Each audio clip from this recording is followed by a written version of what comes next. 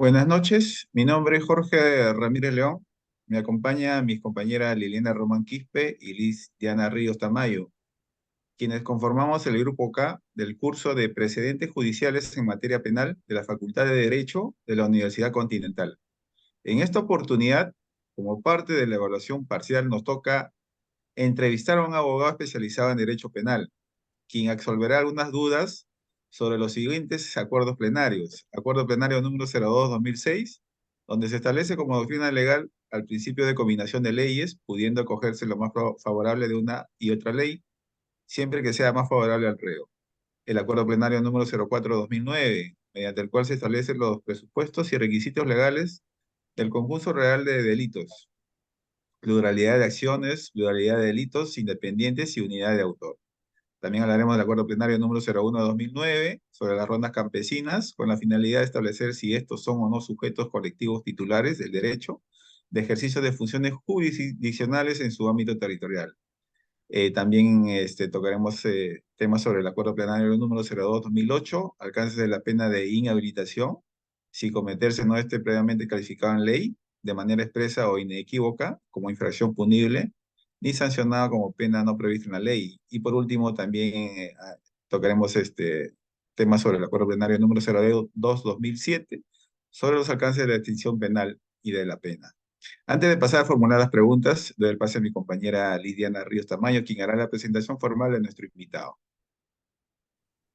Querido docente, compañeros, eh, querido doctor que nos acompaña el día de hoy, en esta oportunidad tenemos la presencia del abogado, colegiado y habilitado Trujillo Leiva Gregorio Ciro, con CAL 66967, colegiado en el Colegio de Abogados de Lima. Es un abogado con experiencia e innovador, dedicado a la pasión a la justicia, con una trayectoria comprobada en alcanzar resultados, dominio de la preparación de juicios, en la revisión de documento y presentación efectiva en casos penales. El doctor es abogado de profesión, colegiado en el Colegio de Abogados de Lima, habiendo realizado un posgrado en la Universidad Nacional José Faustino Sánchez Carrión en la especialidad Maestría en Derecho Constitucional y Administrativo. De la misma manera, tiene un posgrado en la Universidad Nacional Mayor de San Marcos en la especialidad Maestría en Derecho de Ciencias Penales. De la misma manera, habiendo cursado en el Ministerio de Justicia y Derechos Humanos el curso de conciliador extrajudicial y conciliador especializado en materia de familia, teniendo una experiencia más de 10 años como asesor legal litigante en casos penales. Bueno, doy el pase a mi compañera para que inicie con las preguntas. Doctor, buenas noches, compañeros todos, igualmente a nuestro docente, buenas noches. Bueno, vamos a empezar con las preguntas. La primera pregunta, doctor Gregorio, es la siguiente. Si considera usted que se debe reformar el artículo 15 del Código Penal, el mismo que dice a la letra, ¿no? El que por su cultura o costumbre comete un hecho punible sin poder comprender el carácter delictuoso de su acto o determinarse de acuerdo a esa comprensión, será eximido de responsabilidad, cuando por igual razón esa posibilidad se haya disminuido, se atenuará la pena.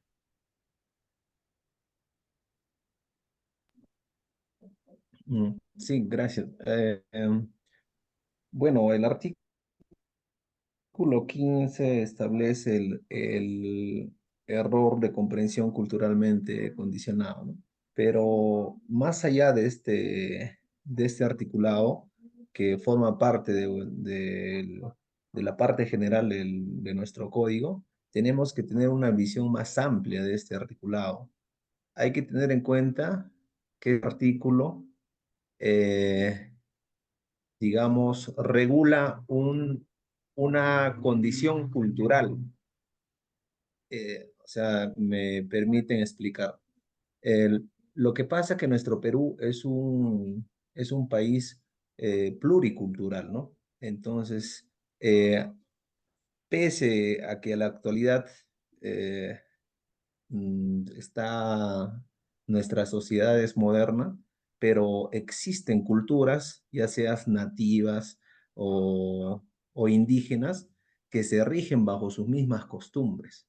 Entonces, desde el punto de que ustedes me dicen que puede modificarse o suprimirse este articulado, hay que ver en qué esfera el derecho material, el derecho penal va a incurrir.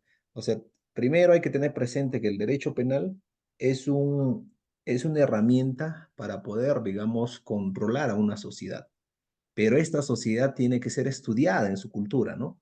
Hay que ver que si existen digamos, diversidad cultural indígena, para que esta regulación nos ayude a controlar esta sociedad. Entonces, si nosotros suprimimos este articulado del error de comprensión culturalmente condicionada, iríamos en contra de nuestra cultura, ¿no? Existen autores como, por ejemplo, Bramon Arias, que indica, ¿no? Que eh, este artículo es prácticamente se contrapone ¿a qué? A la protección de las personas, ¿no? Porque prácticamente este artículo nos menciona, nos indica que va a ser un factor de inimputabilidad a una persona por su tema cultural o indígena, ¿no? Y cómo nosotros le protegemos a esa posible víctima. Entonces existen posiciones contrapuestas, pero digamos, analizarlo de un punto más global. Yo estaría de acuerdo tal vez eh, de suprimir este articulado siempre y cuando no exista estas culturas que a nosotros nos identifican, ¿no? Culturas nativas, indígenas. Mientras exista, no cabría la posibilidad de mi posición. Ya, doctor, en base Gracias. a su pregunta anterior que nos ha aclarado y nos ha dado a conocer, nos ha ampliado un poco más este tema sobre este artículo, entonces, ¿cuáles serían los verdaderos motivos por los que usted tendría esa posición, ¿no? Frente a la respuesta que nos ha brindado? ¿Sería Ya, más un tema étnico? claro, o sea, lo que pasa es que hay que entender que este artículo tiene su sustento, como te vuelvo a referir, a la misma ley de comunidades campesinas y nativas. Entonces, si desde el momento de que nosotros no reconocemos la interculturalidad de nuestro país, eh, al suprimir este articulado, estaríamos yendo en contra de nuestra propia cultura, ¿no? Entonces, yendo a un caso concreto, si nosotros conocemos por nuestra cultura que en la selva, por ejemplo, ¿no? Existen comunidades nativas donde a una temprana edad, ¿no? Mantienen sus relaciones sexuales, ¿no? De, de 14, 13 años. Pero esto se ve justificado en base a la cultura, ¿no? Y ahí viene la razón o el motivo por el cual se ha regulado el error de comprensión, de comprensión, error de comprensión culturalmente condicionado, ¿no? Entonces, si nosotros dejamos de reconocer esto, es como no reconocer nuestra propia cultura, ¿no? Ya se haga nativa o indígena, ¿no? Y para ir en concreto, tal vez aquella persona o aquel estudiante de derecho, al darle una lectura sucinta de este articulado del Código Penal, puede entender de que si una persona aduce de que ya, yo soy un comunero activo de tal comunidad campesina, o yo soy nativo de la comunidad Shipi o Coni o lo que sea, y bajo ese precepto voy a hacer, digamos, va a estar justificado mi infracción a la norma penal. No. Hace ratito ustedes han dado lectura a unos acuerdos plenarios que, muy aparte de la regulación penal, en este caso de la parte general o la parte especial, existen acuerdos plenarios que, digamos, terminan de concretizar bajo qué precepto se va a aplicar dicho articulado. O sea, uno, por ejemplo, un pequeño detalle es que tiene que efectuarse para determinar si efectivamente está en un error culturalmente condicionado, tiene que efectuarse una pericia antropológica. O sea, ¿qué quiere decir? De que una persona conocedor de esas culturas tiene que determinar bajo un estudio si esta persona está efectivamente, digamos, es una persona comunera activa o es un nativo, tiene esas mismas costumbres, el caso en concreto, ¿no? Justificar para ver si se aplica esta exhibición penal, digamos así, ¿no? Así es. Bueno, doctor, primeramente buenas noches, agradecerle su presencia. Eh, Siguiendo con las preguntas, eh, quisiera ver su opinión sobre qué es lo que usted nos podría aclarecer sobre si actualmente los artículos del Código Penal favorecen a una eficiente y objetiva determinación judicial de la pena en nuestro Estado peruano. A ver, normativamente les quiero explicar de que existe, digamos, para nosotros los especialistas en derecho penal, existe posiciones encontradas, porque nosotros hablar sobre una determinación judicial de la pena, en la actualidad, en mi opinión, no está debidamente regulada. ¿Por qué? Porque si ustedes leen el artículo, desde el artículo 45, 46 A, B, S, la reincidencia, habitualidad, los agravantes, los atenuantes, todos esos articulados han sido modificados, pero no han sido modificados bajo la norma. Yo les escuchaba hace un momentito que hacían referencia a acuerdos plenarios, pero estos acuerdos plenarios que han leído muchas veces ya están desactualizados, o la que ustedes tienen, lo que han hecho hincapié antes de esta entrevista, ¿no? Por ejemplo, se ha emitido el acuerdo plenario 01-2023, donde si nosotros nos basamos al Código Penal en su parte general, establece, ¿no? El código que, para ponerlo, para establecer la pena de establecer una pena judicial, tiene que, tiene que efectuarse bajo el sistema de tercios. Ya mm, creo que ustedes ya conocen, ¿no? El sistema de tercios, determinar cuál es la pena mínima y la pena máxima, dividirlo entre tres y ver, ¿no? El tercio inferior, tercio medio y tercio superior. Entonces, bajo esos términos, tiene que verse las circunstancias agravantes, las circunstancias atenuantes. Pero esta modificatoria de lo que es el sistema de tercios se encuentra estipulada en el artículo, en el Código Penal. Pero actualmente, bajo el Acuerdo Plenario 01-2023, ¿qué se ha hecho? Se ha incorporado otro sistema. Ya no hay el sistema de tercios, sino el sistema escalonado. O sea, ustedes dirán, pero ¿cómo es posible, no? Porque existen autores como, por ejemplo, el doctor Jefferson Moreno, otros autores como el mismo doctor Salinas Siccha, que indican que prácticamente los jueces están efectuando una labor legislativa. Se supone que si yo quiero efectuar una modificatoria, por ejemplo, a lo que es el sistema de tercios, debió de efectuarse una modificación al mismo artículo, ¿no? Pero no, se creó un acuerdo plenario y estableciendo que en los tipos, por ejemplo, donde existe un tipo penal, una agravante específica, se tiene que aplicar el sistema escalonado, cosa que tú no lo vas a poder determinar en la norma. Entonces, ¿en qué concluimos? De que si yo aplico simplemente el Código Penal, no voy a poder establecer como juez o como abogado efectúo, como abogado defensor, voy a solicitar un adecuado imposición de una pena justa, ¿no? No voy a poder, si no tengo que aplicar el acuerdo plenario 01/2023, cosa que no debería de ser así, ¿no? El acuerdo plenario debe ser digamos, efectuar aclaraciones o precisiones, más no para normarlo, ¿no? Para normar o regular, cosa que debe efectuarse en el Código Penal.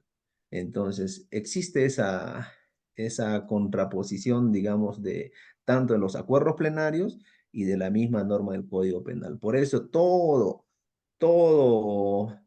penalista no solo se tiene que basar en la norma, en el Código Penal, Código Procesal, sino tiene que basarse en acuerdos plenarios, en casaciones. Y en mi posición existen muchas divergencias. O sea, eh, por eso se habla de lo que es la igualdad judicial, ¿no?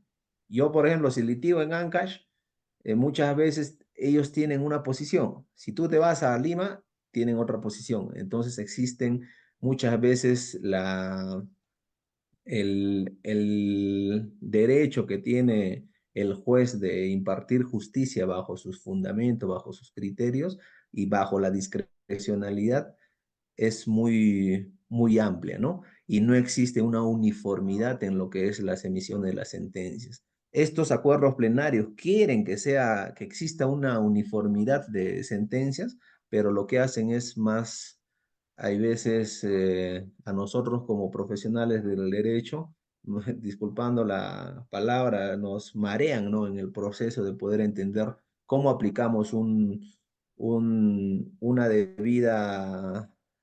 debida pena a un procesado, aplicando tanto el Código Penal y muchas veces el acuerdo plenario y otras casaciones que complementan. Tal vez si me dan tiempo, les puedo explicar, por ejemplo, en el acuerdo plenario 01/2023 se, se valoró, por ejemplo, los casos de violaciones de menores de 14 años. ¿Qué se dijo? Se dijo que aquellas personas que están siendo procesados por el delito de violación sexual, tocamientos con menores de 14 años y que hayan, digamos, tengan un hijo, estén viviendo juntos bajo varios requisitos, podía atenuarse la pena. Mira, ese precepto está en el Acuerdo Plenario 01/2023. Pero ¿qué es lo que pasó? La comunidad jurídica y la comunidad en general se opuso a eso porque crearon un eslogan, ¿no? Prácticamente no se ampara los delitos de violación a menores de 14 años, siempre y cuando tú convivas, tú tengas hijos, bajo el contexto de la protección al menor de edad, ¿no? El interés superior del niño y muchos principios más que justificaron ese extremo del acuerdo plenario. Y pasó, no recuerdo bien el tiempo, y se efectuaron eh, una aclaración dejándolo sin efecto ese extremo del acuerdo plenario. Entonces, muchas veces nos vemos, digamos, contradecidos, ¿no? Ahora, este acuerdo plenario voy a poder justificar las penas bajo ese acuerdo plenario. No, es cambiante. El derecho penal es bastante cambiante. Entonces, eh, existen muchos libros sobre lo que es la determinación judicial de la pena, pero no solo es hablar de una determinación judicial de la pena, sino una determinación justa de la pena, ¿no? Entonces, pero hay que concretizar más nuestro código penal para que esta no sea, digamos, muchas veces aligerada bajo acuerdos plenarios, ¿no? Gracias. Muchas gracias, doctor, por sus respuestas. Y como última pregunta, doctor, ¿qué opinión tiene respecto al uso activo por parte del Ministerio Público y del Poder Judicial sobre la prisión preventiva como medida de coerción? Bueno, como les iba diciendo, La prisión preventiva, en mi opinión, es usada de modo desmesurado, por tanto por el Ministerio Público y por los órganos judiciales, ¿no? ¿Qué es lo que pasa? El Código Procesal, ya el no tan nuevo Código Procesal Penal, establece varios modos de tal vez eh, continuar con una investigación, ¿no? Sin la necesidad de establecer una prisión preventiva. Pero, ¿qué es lo que pasa? Muchas veces, como bien otros autores indican, existe un cuarto poder, ¿no? Que es la prensa. Y no solo, en mi opinión, hay un cuarto poder, sino existe un quinto poder, que es la misma presión social. Entonces, cuando existe un delito, muchas veces no se aplica los presupuestos, ¿no? Y como yo les hacía mención, tienen que tener presente de que el derecho penal es bastante cambiante, es bastante cambiante. Entonces, si uno deja de actualizarse en este mundo, ya sea de prisiones preventivas, de reincidencia, de habitualidad, de lo que es el concurso real, concurso ideal, de la determinación judicial de la pena. Si tú no te actualizas, lamentablemente no vas a estar a la altura del momento, ¿no? Entonces, por eso les llamaba a la labor de la investigación, de poder cada uno de nosotros concretar lo que uno pensamos, ¿no? Cada uno de nosotros que pensamos. En la prisión preventiva, por ejemplo, en un primer momento se determinó que había la necesidad de tres presupuestos, ¿no?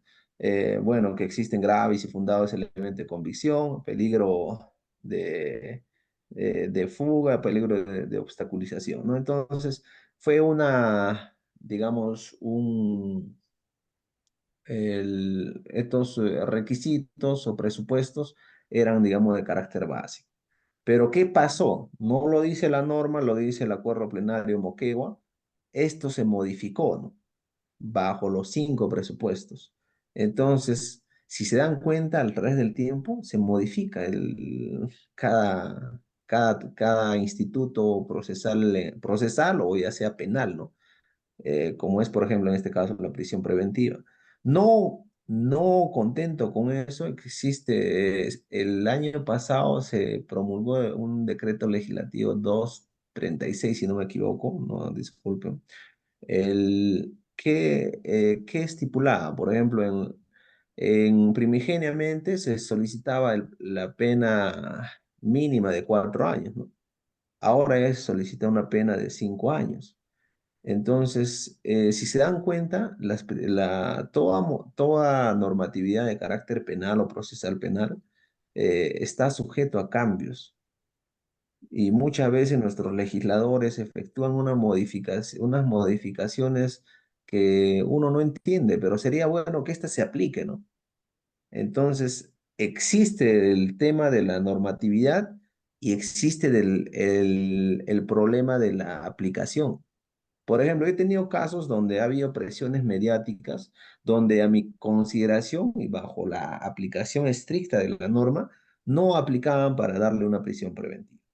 Pero ¿bajo qué presupuestos muchas veces le han dado prisiones preventivas o han revocado lo que no le habían dado bajo presiones mediáticas? Si el problema es que nosotros, ¿qué hacemos? Hay veces es bonito estar en la universidad, leer el código y decir, ah, qué bonito, no aplico la norma y listo, pero en la realidad es distinta. Por ejemplo, yo tuve un caso de un tema de un homicidio culposo, un accidente de tránsito, con un muerto y un lesionado. Bajo mi consideración, el señor era, ya que estábamos hablando de comunidades, todo eso, era comunero activo de una comunidad campesina de acá cerca. El señor ofreció inclusive una caución para que pueda salir. Tenía su familia, tenía su hijo, eh, tenía trabajo fijo, pero pese a que no existe peligro, bueno, existían los graves y fundados elementos de convicción. peligro procesal no existía, porque el señor tenía familia, tenía trabajo. En una primera instancia no se concedió la prisión preventiva. Acertadamente me dieron la razón. Pero ¿qué es lo que pasó? El agraviado era un alcalde de un centro poblado.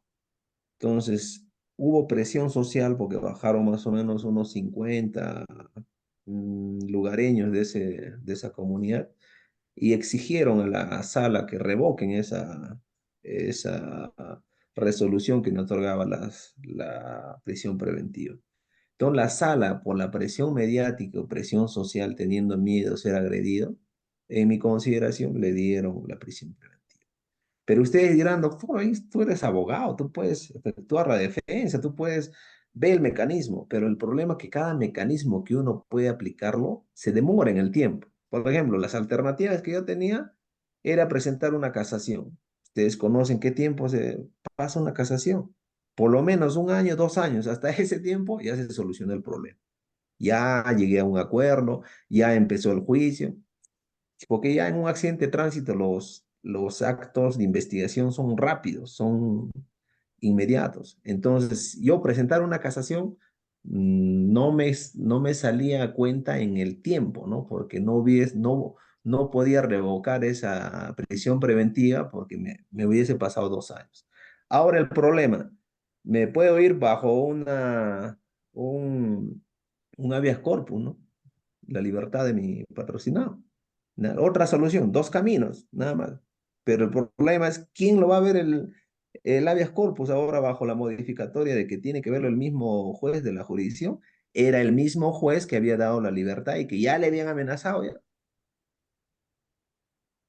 Entonces, o sea, ese es el problema, que muchas veces nosotros podemos tener muchas leyes, pero en la realidad, mientras los jueces no tengan una mano firme, no tengan una convicción que hagan justicia, no se va a ser innecesaria la norma, ¿no? Entonces, en conclusión, eh, para mí la prisión preventiva muchas veces se dan de modo indiscriminado bajo la evaluación de cada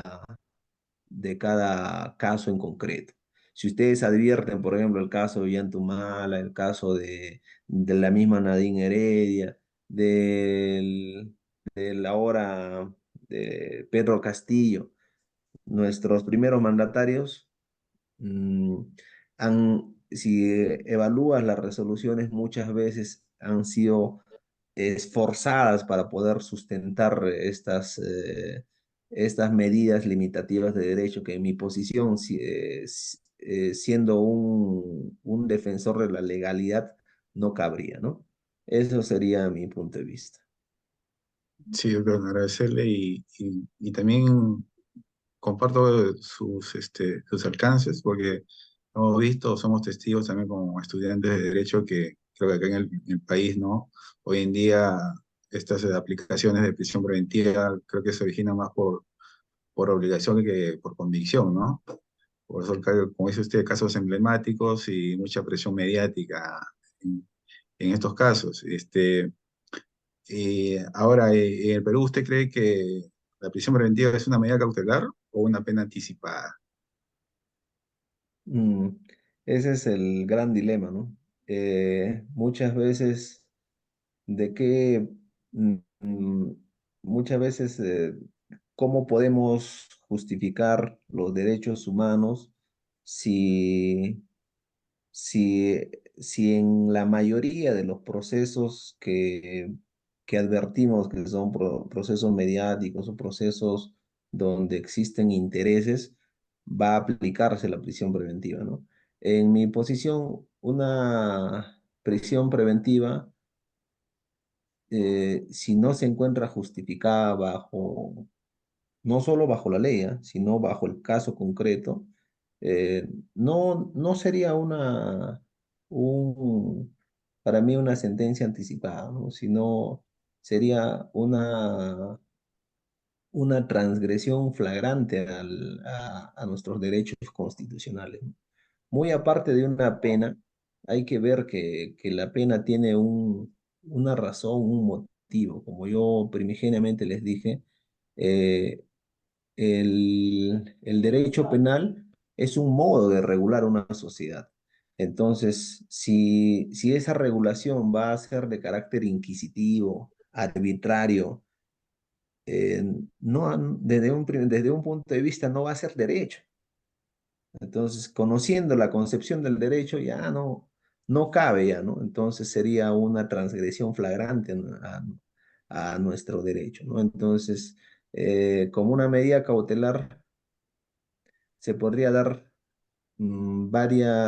varios tipos de soluciones. Una de las soluciones es el grillete electrónico, ¿no?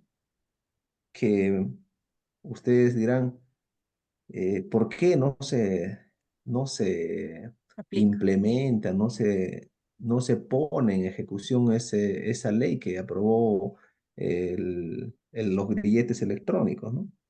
Porque lamentablemente nuestro Estado lo primero que ve es la imposición de medidas más drásticas, ¿no? Más draconianas para, digamos, amilanar a la persona que infringe un tipo penal, no lo realice, pero no crea mecanismos alternativos para que esta persona tal vez se le pueda reinsertar o o volver a incluir a la sociedad, ¿no? Entonces, el, nuestro código de ejecución penal no tiene razón de ser. Entonces, si por ejemplo advertimos el grillete electrónico, si no, yo estaba haciendo una labor estadística justo por un tema de una tesis, no es ni al año simplemente aproximadamente 10 o 15 grilletes electrónicos, porque cuesta dinero, ¿no? Tanto para el Estado, para el interno. Pero ahí viene, ¿no? Ahí viene la pregunta que todos nos realizamos. ¿Y dónde queda el código de ejecución penal? Si hablamos de reinserción, hablamos de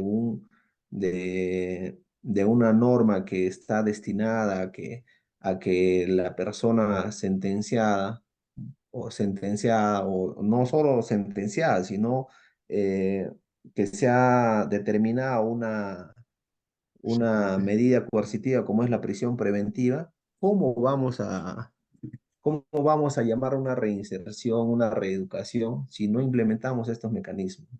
Y la verdad que yo apostaría mucho por ello porque que se implemente a nivel nacional porque sería un modo tal vez de evadir que estas personas estén privados de modo innecesario de su libertad, ¿no? Porque hay que entender de que no solo la afectación en una prisión preventiva o en una pena, ya sea de carácter efectiva, no es solo el afectado el sentenciado, sino de por medio existen menores, existe una familia. Tenía un profesor, el profesor justo de Derecho, Ejecución Penal, mantenía este, esta concepción, ¿no? De que al Estado no le interesa, disculpando la palabra, no le interesa la persona sentenciada o la persona eh, sujeta a una prisión preventiva. ¿Por qué? Porque ellos, lo que el legislador, en este caso nuestro Congreso, lo que ve es que nuestra sociedad esté en paz, en calma. Ellos lo ven como un modo de controlar a la sociedad, de crear leyes, de imponer prisiones, de aumentar las penas. Pero no es la razón, o sea, es como en tu casa, ¿no? Si yo soy padre de familia y mi hijo está haciendo algo malo, entonces le voy a castigar, le voy a dar, no es la solución, ¿no? Entonces creo que la solución es reeducar, ¿no? No sé, ir a un psicólogo, hablarle o ponerle castigos que tal vez en lo que más le gusta, ¿no? ¿Le gusta el videojuego? Prohibirle el videojuego. Entonces yo creo que la familia es una clara contraposición a nuestra sociedad, ¿no? Lo que hoy nuestros padres de la patria están haciendo es golpearnos, maltratarnos. Y si existe ese maltrato, no hablemos de reeducación, de reinserción, ¿no? Eso sería, gracias. Muchas gracias, doctor. No sé si tienen algunas consultas mis compañeras. Sí, gracias, doctor, más bien por sus aportes y bueno, sí, ¿no? Estoy de acuerdo con usted donde manifiesta y dice que generalmente no se, con respecto a la pregunta que yo le realicé sobre todo, ¿no?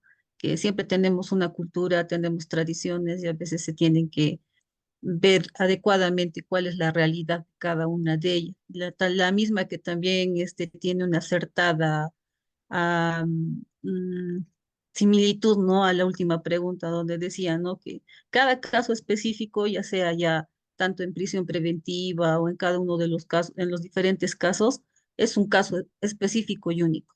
Cada uno es distinto al otro. En eso estoy, de acuerdo con su posición. Gracias. Bueno, doctor, en nombre del grupo se le agradece por su tiempo y disponibilidad, por habernos apoyado. Agradecemos su tiempo prestado a esta pequeña reunión. Bueno, y bueno, nada más, ¿no, compañeros? Gracias. Doctor, muchas gracias. Será hasta la próxima oportunidad. Pero muchas gracias, doctor. Gracias, doctor. Muchas gracias. Sí, agradecer a cada uno de ustedes, más bien por darse el tiempo de escucharme. A mí me gusta, me apasiona las enseñanzas, ¿no? Lo que uno tal vez lee, qué hace uno quedándoselo para uno mismo, si fácil podemos nosotros difundir, ¿no? He hecho labores de docencia en lo que es la Escuela de Formación de la Policía e inclusive algunos fiscales y abogados. Eh, Solo inculcarles y llamarles a la reflexión de que no se queden con lo que dicen los autores, no se queden con lo que dice la norma, sino hay que uno aplicar el derecho, el criterio, porque como le digo, el derecho es bastante cambiante. Ya les he narrado qué es lo que ha pasado con la prisión preventiva en grandes aristas, ¿no? Igualito con el tema de lo que es la determinación judicial de la pena. Entonces, muchas veces, si uno no efectúa labores de investigación, de lectura, no se compromete en cada caso en concreto, no vas a conseguir ningún éxito en ninguno de los casos, ¿no? Ya sea como juez, fiscal o abogado, ¿no? Porque lo que vas a hacer como abogado es que no vas a conseguir una resolución de acorde a derecho. Si eres fiscal, no vas a poder hacer justicia, no vas a poder hacer respetar los derechos de los ciudadanos. Y si eres juez, no vas a poder emitir una sentencia debidamente fundada en derecho, ¿no? Entonces, lo que vas a generar es, hay veces, muchas veces, arbitrariedades, muchas veces injusticias, ¿no? Entonces, lo único que le llamo a la reflexión es que siempre eh, se comprometan en cada caso en concreto bajo la dirección que tomen, defensa, fiscal, juez o procurador, y para que puedan, digamos, mejorar el derecho en nuestro país, porque estudiando un derecho de carácter internacional, por ejemplo, leyendo a lo que es Roxin, a lo que es Jacobs, que tal vez ya lo están chequeando, ya existe un derecho penal internacional, ¿no? Que van a verlo en las teorías que mismo Roxin ha sacado, ¿no?